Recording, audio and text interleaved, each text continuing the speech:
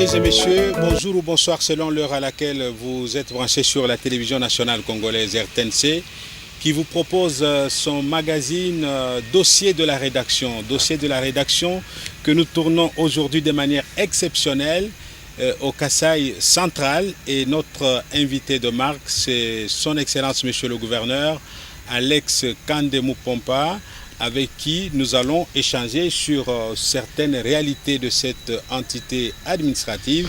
Nous évoquerons également en passant quelques questions d'actualité. Monsieur le Gouverneur, bonsoir. Bonsoir, monsieur le journaliste. Merci de nous recevoir dans le Kasaï central qui est devenu tel il y a quelques heures seulement, et nous avons vécu en marge de notre séjour l'effectivité de cette nouvelle province. Lorsque vous avez pris vos fonctions, je l'ai dit tout à l'heure, il y avait plusieurs défis devant vous, notamment l'éternel conflit entre les institutions provinciales, le problème d'eau qui ne coulait presque plus au robinet, mais aussi l'électricité. En acceptant de devenir gouverneur de province du Kasaï occidental à l'époque, quel est le défi qui vous a plus fait peur?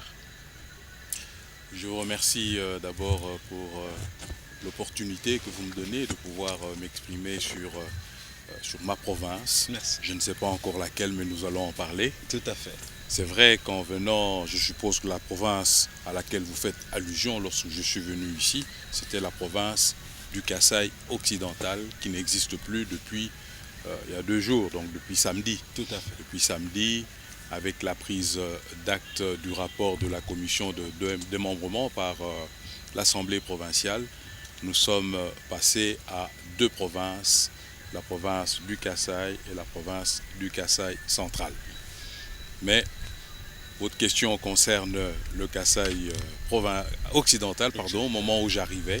C'est vrai que lorsque je suis arrivé, il y avait beaucoup de problèmes. Des problèmes structurels qui sont toujours là, parce qu'on ne les balaye pas en un tour de main. Je n'ai que 2 ans et 5 mois, vous venez de le dire. Donc la plupart des problèmes concernaient l'eau, il n'y a pas d'eau, il n'y a pas d'électricité, il n'y a pas de route. Donc énormément de problèmes et pas de ressources dans cette province. Moi je l'ai accepté, le chef de l'État m'a fait confiance, je lui dis encore merci aujourd'hui. J'ai accepté parce que j'ai la passion de cette province. Je me suis dit, autant y aller, autant s'attaquer à ces problèmes et apporter, tant soit peu, quelques solutions à mes compatriotes du Kasaï occidental à l'époque. Maintenant, je suis prêt à entrer en détail avec vous sur tout ce que vous voudrez qu'on puisse déblayer comme problème. Exactement.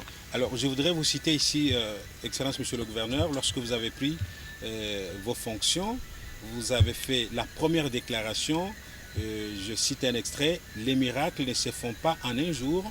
Nous allons faire des diagnostics et entreprendre des actions urgentes qui peuvent permettre de changer positivement la situation de notre province. » Fin des citations.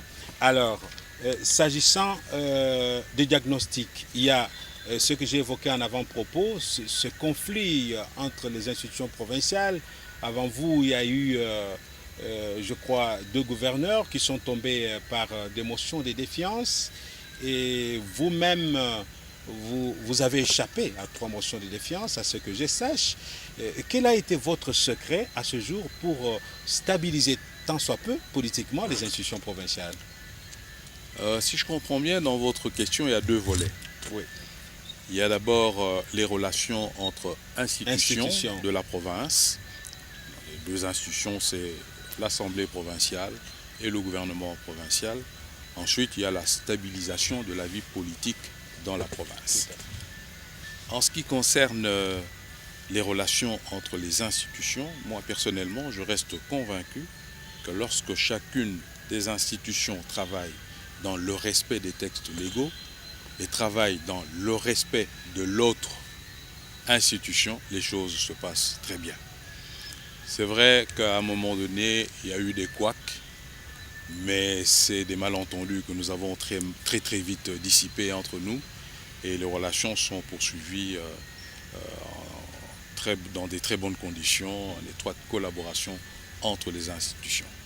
Maintenant, pour revenir à l'autre volet concernant la stabilisation de la vie politique en province. Moi, en arrivant dans cette province, j'ai demandé à mes frères, j'ai demandé à toutes mes sœurs, mettons-nous ensemble. Oublions cette division, opposition, majorité. Parce que c'est ça qui a empoisonné la vie politique au Kasaï occidental. Mes concitoyens m'ont suivi. Je leur ai dit, entrons dans un seul parti que nous allons appeler le Parti pour le développement de la province du Kasaï occidental. Ils ont accepté. Et aujourd'hui, nous avons travaillé dans le calme absolu dans cette province. Vous n'entendrez plus des sons discordants, d'opposition, majorité. Non, nous sommes là, la main dans la main, vraiment soudés, avec une seule vision, un seul objectif, qui est celui de pouvoir développer cette province, parce que nous sommes vraiment en retard. Exact. En d'autres termes, vous voulez dire que le problème, il y en a eu, mais vous avez su les surmonter avec Tout à fait. les Ah autres oui, institutions. tout à fait, tout à fait. Alors, le Kasaï occidental, quand on en parle, ou l'ex-Kasaï occidental, c'est effectivement, c'est entre autres, je voulais dire, les conflits coutumiers, les conflits fonciers, ça a toujours été un problème réel ici. Qu'est-ce que vous avez fait pour y remédier sous votre règne? Je dois vous avouer que les conflits demeurent. Nous avons des conflits de toutes sortes. Les conflits de pouvoir coutumier, les conflits champêtres, les conflits des limites de territoire ou des limites de secteur, il y en a tout plein tous les jours. C'est vraiment dommage parce que ça demande que le gouvernement dépense beaucoup d'argent qu'il pouvait utiliser au développement de la province. Donc ce que nous avons fait, c'est de créer la commission d'arbitrage des conflits de pouvoir coutumier. Et cette commission a travaillé pendant 2 sessions, pas totalement à notre satisfaction, peut-être faute de moyens, faute de temps, etc. Mais c'est ça une des solutions, c'est un des outils pour aider le gouvernement provincial à pouvoir laisser cette partie-là de conflit entre le pouvoir coutumier, parce que la commission elle est composée de beaucoup de chefs coutumiers. Donc eux, ils nous aident à déblayer le terrain. Ils se déploient un peu partout où il y a des problèmes. Et lorsqu'ils reviennent, avec mon ministre de l'Intérieur et tout le gouvernement, nous reprenons la synthèse et là, on résout facilement les problèmes. Là où il y a des urgences, nous intervenons nous-mêmes directement.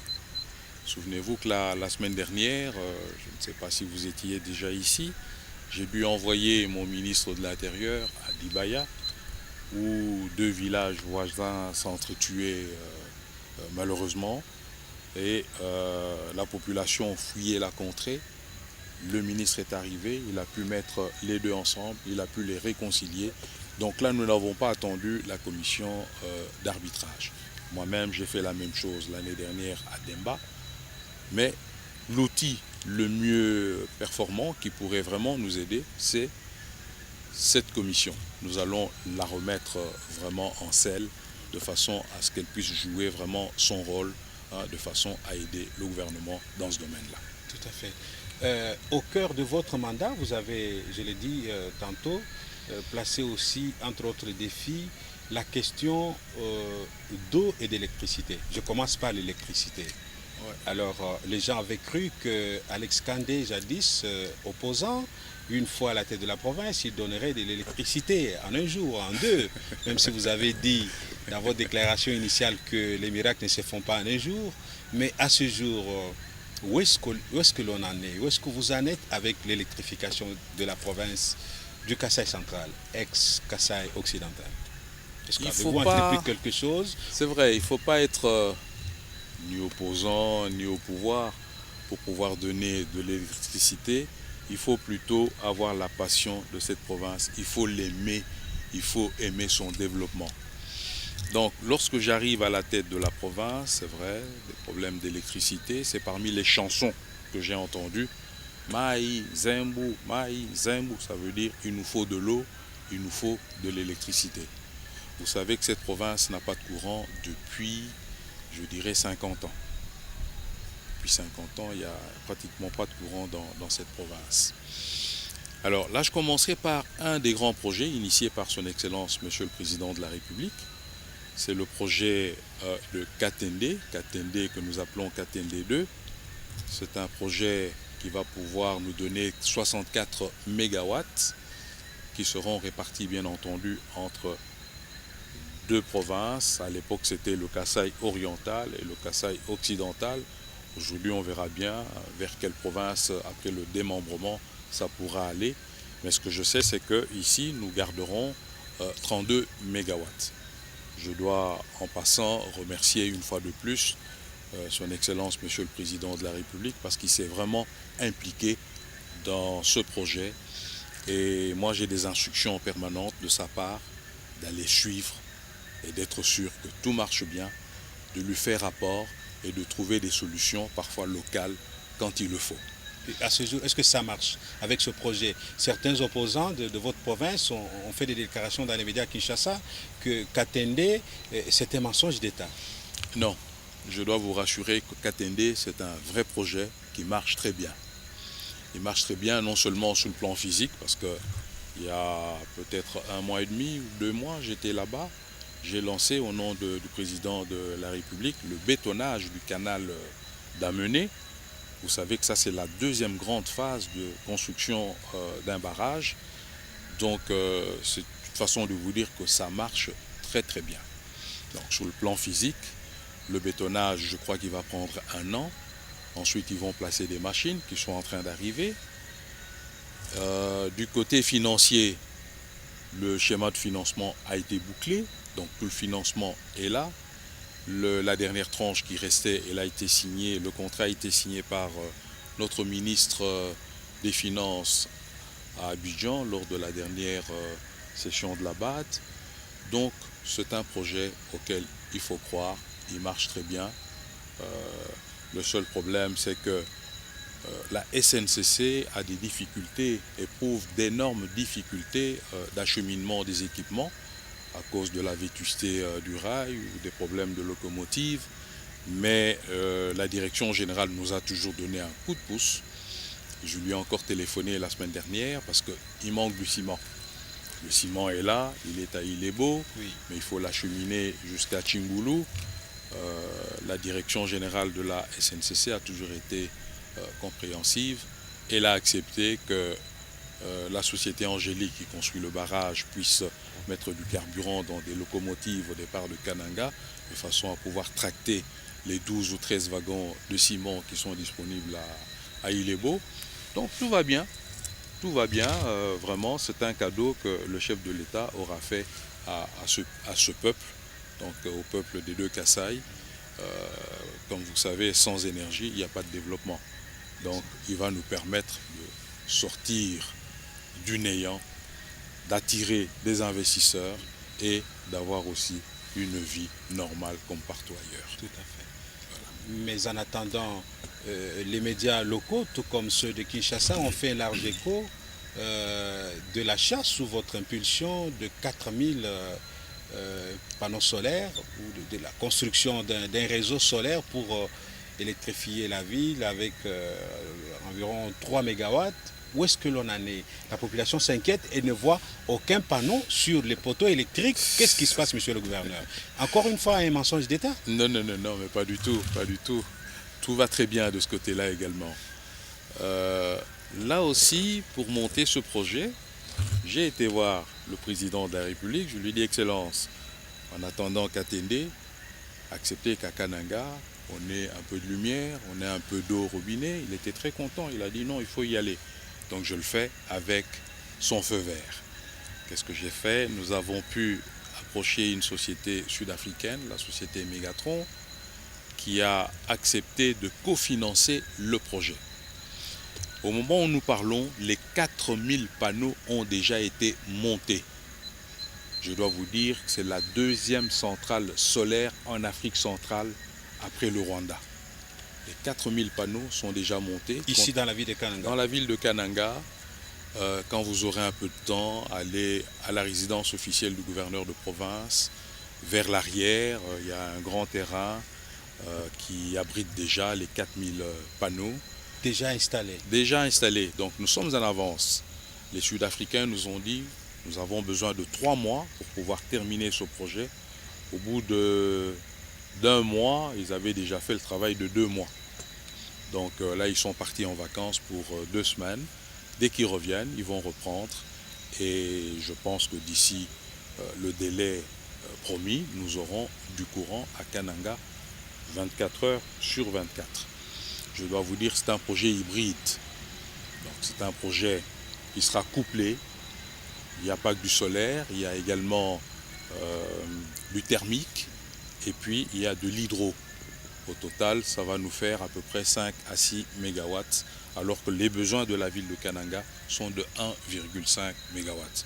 Ça veut dire quoi? Ça veut dire qu'en attendant qu'Atende, il y aura encore un début de légère industrialisation de la province. Tout à fait. Alors, l'autre problème jumeau, c'est l'eau. Là, effectivement, la régie des eaux est incapable de desservir la population de la ville.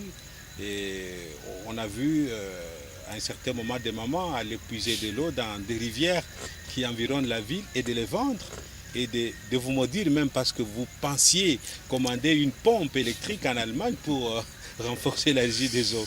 Comment vous arrivez à gérer et à relever ce défi, monsieur le gouverneur? Je voudrais ouvrir une parenthèse pour vous dire que lorsque je suis arrivé à la tête de cette province, il n'y avait ni eau ni électricité. Avec le programme d'action du gouvernement, nous nous sommes efforcés pour avoir 6 heures de courant par jour et 4 jours d'eau courante par semaine. Et c'est là... Ça se fait jusqu'au moment où nous tournons cette émission. Depuis que vous êtes à la tête de la province. Jusqu'au moment où nous parlons, ça se fait. Ça a été un peu réduit. Je crois que nous n'est plus à 6 heures. On doit être à 5 heures de courant à cause des problèmes d'approvisionnement en carburant. Exact. Mais ça tient et ça ne nous dérange pas parce que nous sommes en train de trouver la solution définitive. Tout à fait. C'est en ce moment-là que les mamans viendront me voir en me disant « Mais oui, mais vous nous avez tués, vous avez complètement anéanti notre boulot, donc là, il faut nous donner une compensation. » Ça m'a fait rire, mais je les ai Parce qu'elles vendaient de l'eau. Elles vendaient de l'eau. L'eau des rivières. Tout à fait. Encore. Mais ce phénomène, il est toujours là.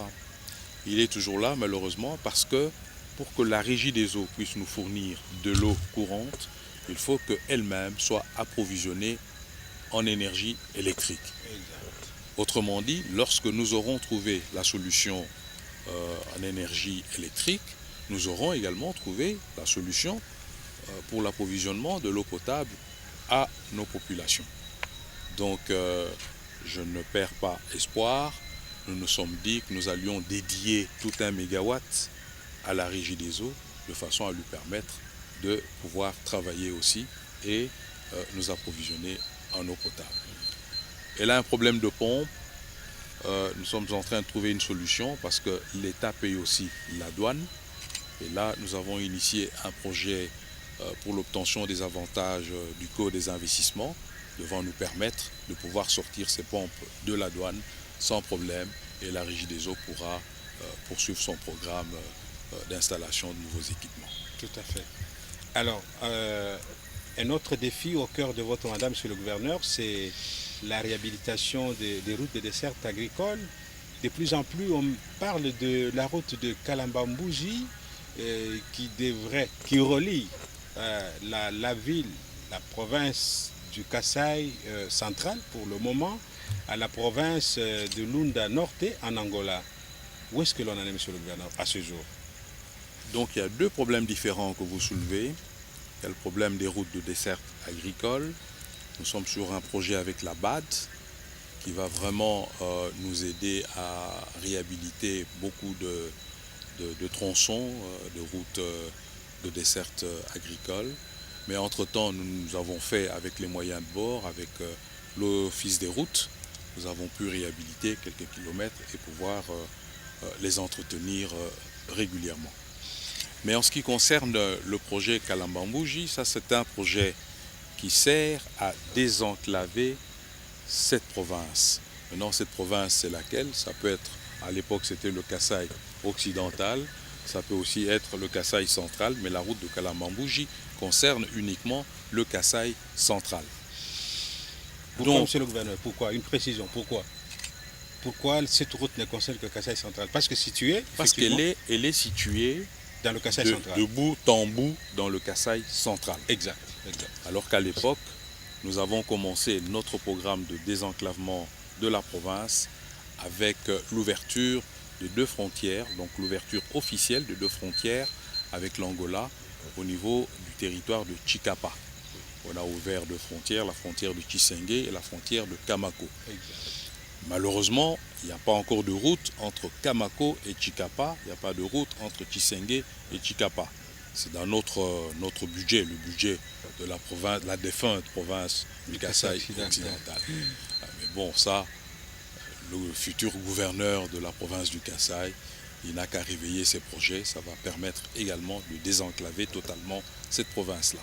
En ce qui concerne la province du Kasaï central, il y a cette route d'environ 240 km de Kananga jusqu'à la frontière avec l'Angola, donc jusqu'à la rivière Kasaï.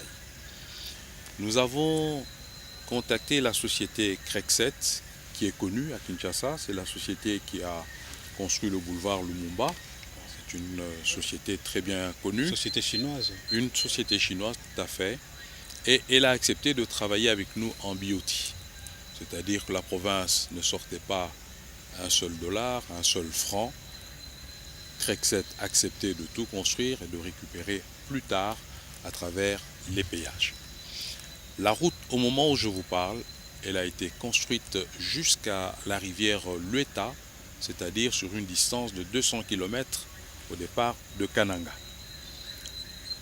Arrivé à la rivière Lueta, on s'est arrêté, ça va faire, je crois, 4 mois, 4 à 5 mois, tout simplement parce qu'il fallait jeter un pont sur cette rivière, et même plus loin, la rivière Kasaï qui nous sépare de l'Angola, il fallait également jeter un pont. Là, les équipements commandés sont restés sous douane à Lobito pendant 7 mois. Les Angolais, nos frères angolais, nous réclamaient les droits de douane qui se chiffraient à plusieurs millions de dollars. Qu'est-ce que j'ai fait? Je suis allé toquer à la porte du président de la République. Je lui ai expliqué le bien fondé de ce projet. Le président a très vite compris et il nous a donné un coup de pouce formidable. Je dois lui en dire encore merci aujourd'hui. Donc le président a contacté son homologue angolais, le président Eduardo dos Santos, qui a à son tour donné des instructions pour que tous les équipements commandés pour la province du Kasaï occidental à l'époque sortent en exonération des droits de douane. Au moment où je vous parle, j'étais en Angola il y a 2 semaines avec mon frère, le gouverneur de la province de Lunda Norte, le docteur Ernesto Mangala. Nous sommes allés tous les deux au niveau de la frontière faire l'inspection des équipements qui étaient arrivés, qui étaient déjà sur le site. Oui. Eh bien, je pense que juste après nous, les travaux ont dû commencer. Donc les travaux de construction du pont, oui, ou de traversée des équipements, parce que Crekset a dû acheter d'autres équipements pour reprendre le même travail de construction de la route au départ de la frontière vers maintenant la rivière Lueta. Donc depuis 1 semaine, ces travaux ont repris et je peux vous dire que d'ici 3 mois, c'est ce que le directeur général de Crekset nous a promis, d'ici 3 mois, il aura terminé et le tronçon de la route qui restait, c'est-à-dire le 30 à 40 km, et la construction des 2 ponts.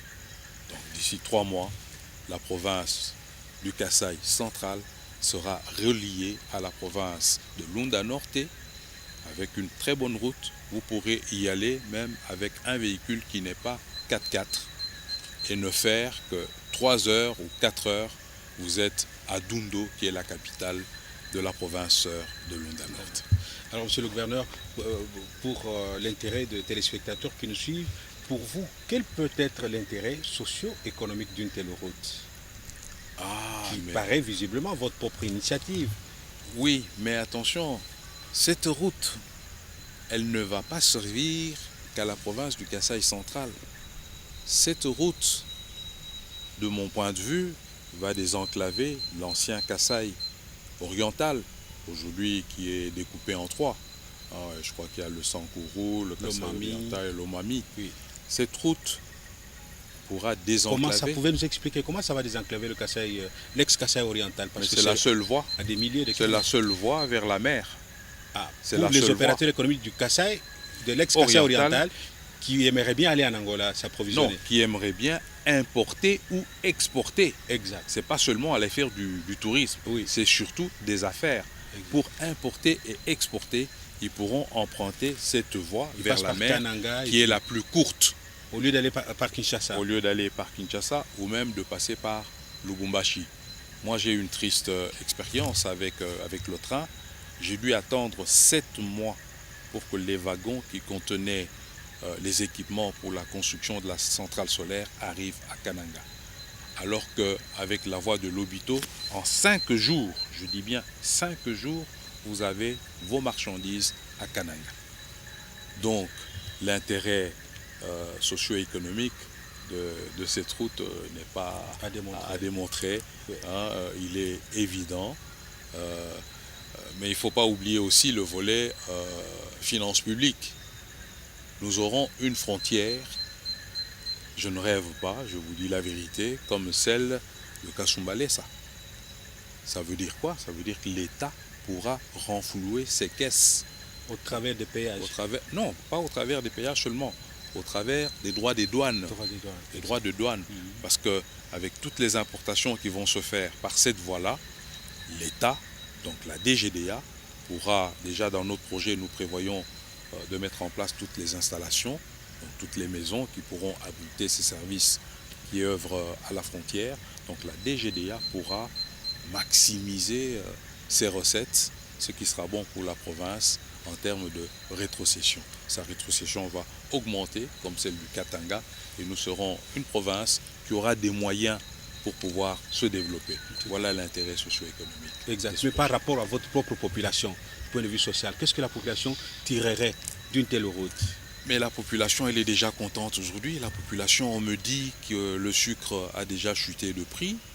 La farine venant d'Angola, la farine de froment, la boisson et à la bière qui vient de là, on me dit que les prix sont déjà de loin inférieurs, alors qu'ils payent les droits de douane.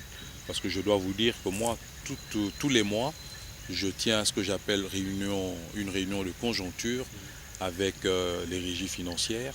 Je dois vous dire que les recettes de ce côté-là se mobilisent très très bien. Elles augmentent faramineusement. Tout à fait.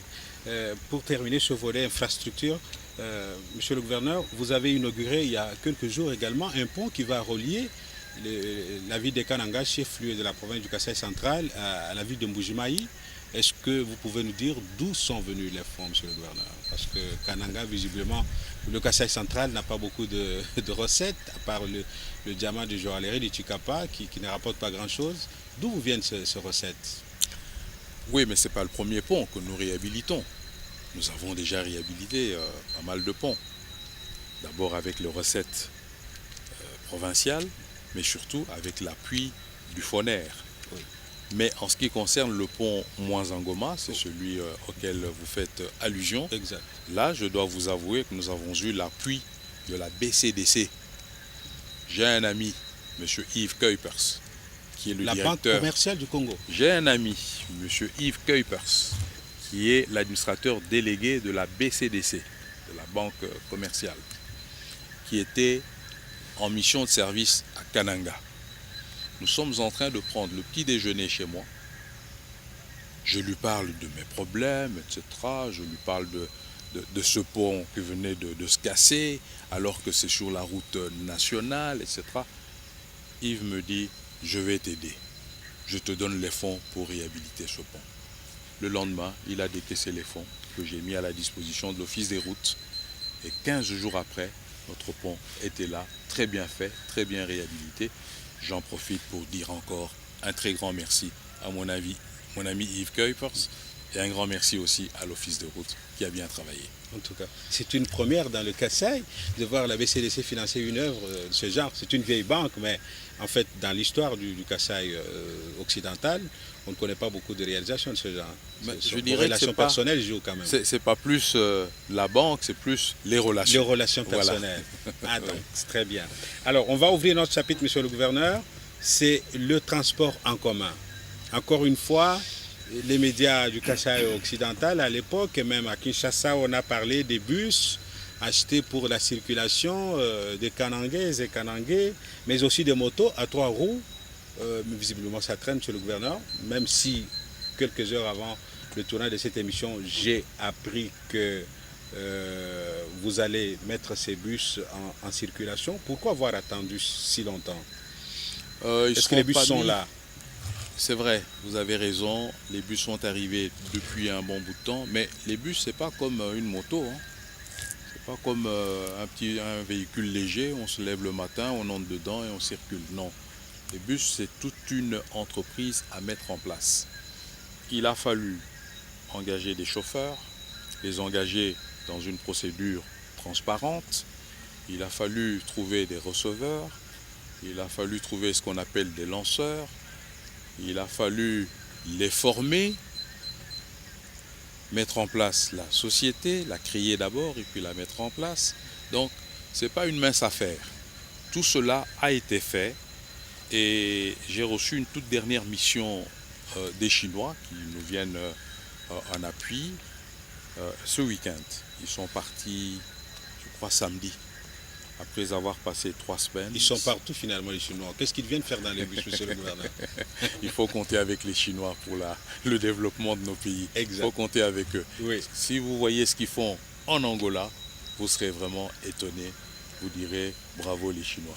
Il faut savoir comment les attirer, par quelle magie attirer leur fonds pour qu'ils viennent vous aider. Exact. Et là aussi, c'est un prêt chinois. C'est un prêt chinois. Donc nous avons acquis 30 bus. 30 bus qui ne sont pas encore opérationnels. Nous voulons les lancer.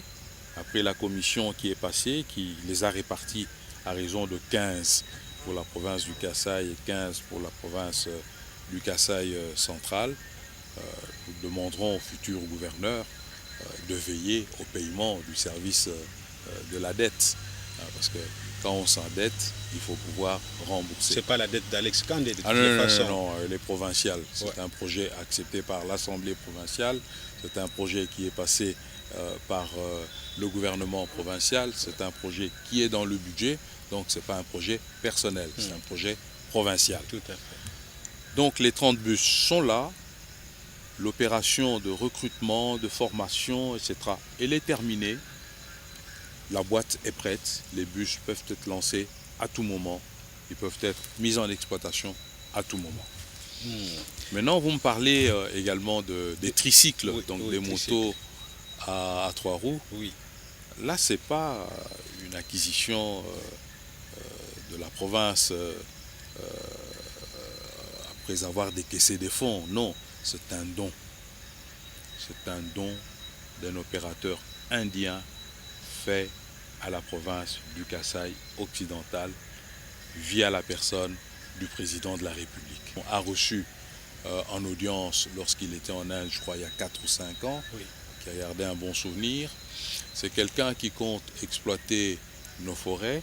Nous sommes la seule province qui n'a pas d'industrie d'exploitation forestière. C'est quelqu'un qui aime la province et qui a dit « je fais ce don à la province ». Lorsque j'étais en Inde, j'ai rencontré la personne. Elle m'a dit, je vous donne 100 motos à 3 roues pour la province. Lorsque je suis retourné, la même personne m'a dit, ce n'est plus 100, c'est 108. J'avais annoncé 100 à mes compatriotes. Je suis revenu leur dire, ce n'est plus 100, c'est 108. Alors, ces motos sont déjà arrivées à Kinshasa. Malheureusement, nous n'avons pas suffisamment de ressources pour pouvoir les transporter vers Kinshasa. C'est un problème de temps. Nous allons le faire progressivement vers Kananga, pardon. Nous allons le faire progressivement. Mais elles sont là. Monsieur le gouverneur, en tant que politique, qu'est-ce que vous lisez dans l'intention du président de la République qui reçoit un don d'un opérateur indien sur les 11 provinces de l'époque, il ne les donne qu'à la province du Kasaï occidental. Non, le président de la République a reçu un Indien, Oui.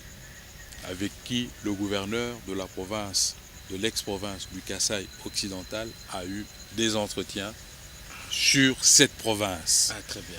Merci de la C'est comme précision. ça que celui-là donnera ce don uniquement à la province du Kasaï occidental. Très bien, merci pour la précision. Alors, parce que vous avez parlé de la province du Kasaï occidental, qui appartient désormais à l'histoire, depuis le 18 juillet dernier, j'étais déjà dans la ville de Kananga, l'éclatement est devenu effectif, monsieur le gouverneur.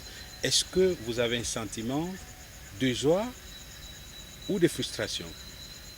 Non, un sentiment de joie. C'est une disposition constitutionnelle qui est dans notre constitution de 2006. Nous avions 3 ans pour pouvoir la mettre en application. Nous étions en retard. Maintenant, avec la forte détermination du président de la République, nous y arrivons. On ne peut que le féliciter et être content qu'in fine, nous avons les provinces attendues depuis longtemps. Moi, j'ai sillonné les 2 villes, la ville de Kananga et la ville de Chikapa, en relayant le message du chef de l'État concernant les concertations nationales. Les gens m'ont dit, le découpage, il ne faut pas s'arrêter, dites au chef de l'État qu'il faut absolument y aller, il faut finaliser le processus. J'ai rendu fidèlement cela lorsque tous les gouverneurs ont fait le rapport au président de la République. Aujourd'hui que ces choses sont faites, nous ne pouvons tous que nous en réjouir. C'est une très bonne chose. Tout à fait. Ouais. Alors, monsieur le gouverneur, il n'y a pas eu beaucoup de pédagogie en ce qui concerne l'appréhension de cette problématique du découpage territorial, mais à ce jour, quel est votre statut pour réduire un peu les limites de la sous-information dans l'opinion, ici tout comme dans d'autres provinces, après ce démembrement devenu effectif? Quel est votre statut? Vous êtes gouverneur du Kasaï occidental, gouverneur sortant, ou c'est comment? Est-ce que vous avez le contrôle à ce jour? Nous sommes le 21 juillet. Vous avez le contrôle sur la province du Kasaï en attendant l'élection du nouveau gouverneur?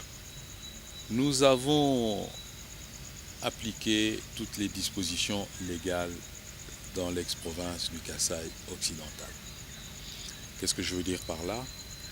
Lorsque l'Assemblée provinciale a pris acte du rapport de la commission de démembrement, eh ben, la province du Kasaï occidental mourait automatiquement et naissaient les 2 provinces, les 2 nouvelles provinces, celle du Kasaï et celle du Kasaï central. Au niveau des institutions, eh ben, le bureau de l'Assemblée provinciale n'existait plus à partir de ce moment-là. Je crois que tous sont dans les rangs, ils sont tous députés aujourd'hui, il n'y a plus de président, il n'y a plus de vice-président, il n'y a pas de bureau. On attend la formation de la nouvelle Assemblée provinciale dans chacune des 2 nouvelles provinces. Mais en ce qui concerne le gouverneur de province et son gouvernement, ils sont tout simplement réputés démissionnaires. Donc moi, mon statut aujourd'hui, c'est que j'expédie les affaires courantes. Je suis gouverneur de province. Je suis toujours gouverneur de province. J'expédie les affaires courantes jusqu'à l'élection du nouveau gouverneur et du Kasaï central et du Kasaï. Je devrais faire la remise-reprise avec les 2. Donc je suis gouverneur expédiant les affaires courantes. Alors, monsieur le gouverneur, êtes-vous candidat à votre propre succession Oh là là. demain ou après-demain? Oh là là.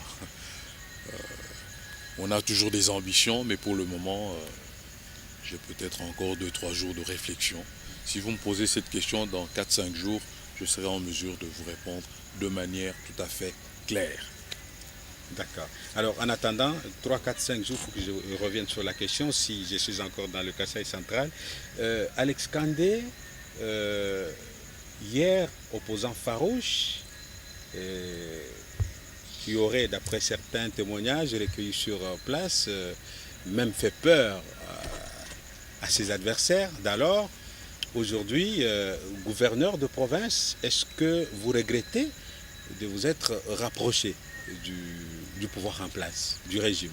Parce que vous étiez opposant. Vous l'êtes encore, je ne sais pas, c'est à vous de nous éclairer. La population du Kasaï occidental a réclamé Alex Kandé comme gouverneur. Le chef de l'État l'a entendu. Le chef de l'État a bien voulu accepter ce que la population lui demandait. Donc, moi je ne peux que dire merci au chef de l'État.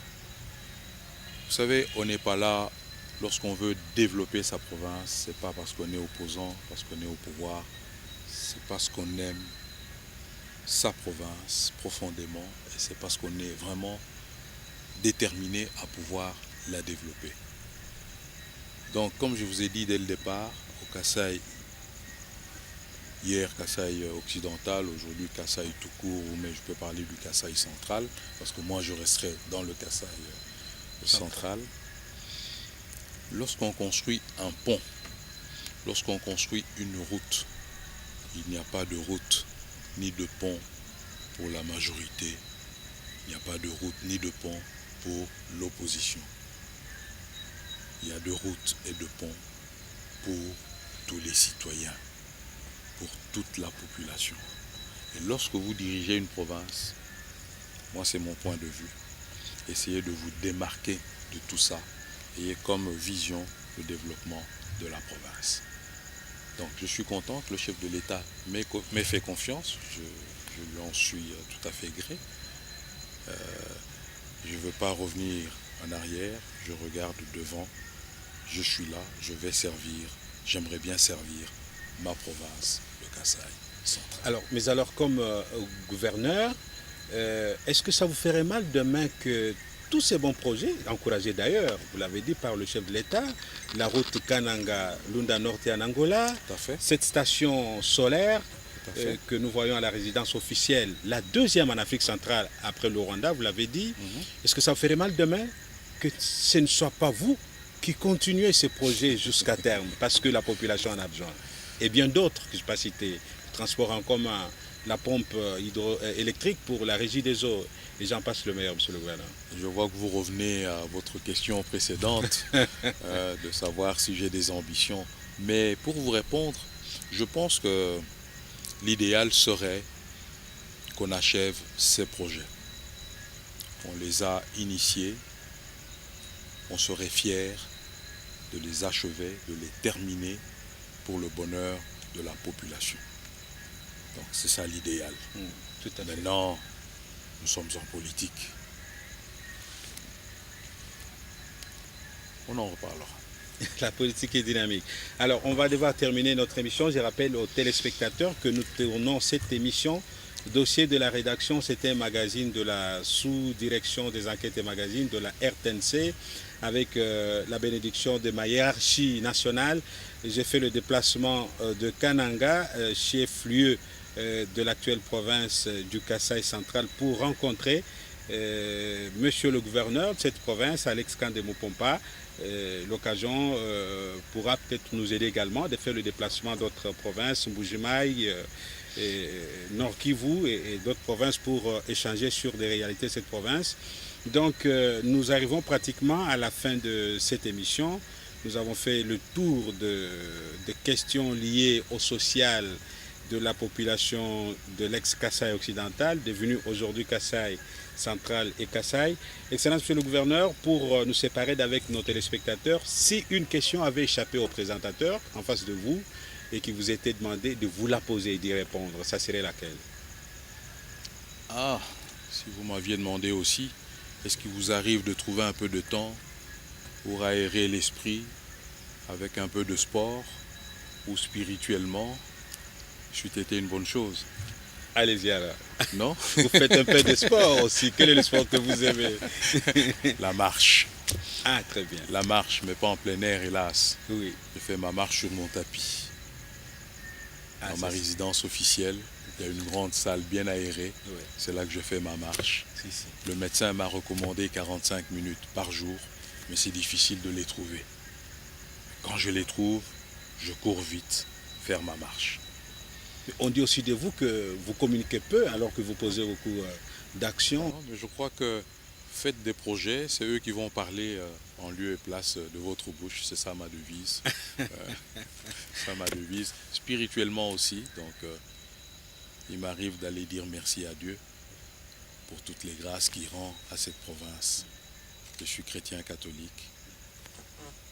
Tous les dimanches, je vais remercier Dieu. Merci. Voilà. Merci. C'est par Merci beaucoup. cette pensée tournée au Seigneur que nous allons devoir terminer cette émission. Mesdames et messieurs, merci d'avoir été des millions à nous suivre sur la radio-télévision nationale congolaise, non seulement au Kasaï central, mais sur l'ensemble du territoire national congolais, mais aussi à travers le monde par la magie du satellite, parce que la RTNC est captée partout.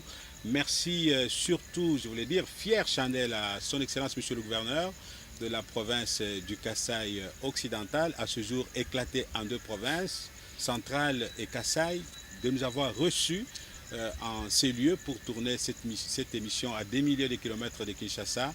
À vous tous qui nous avez suivis, encore une fois merci et conservez jalousement le canal.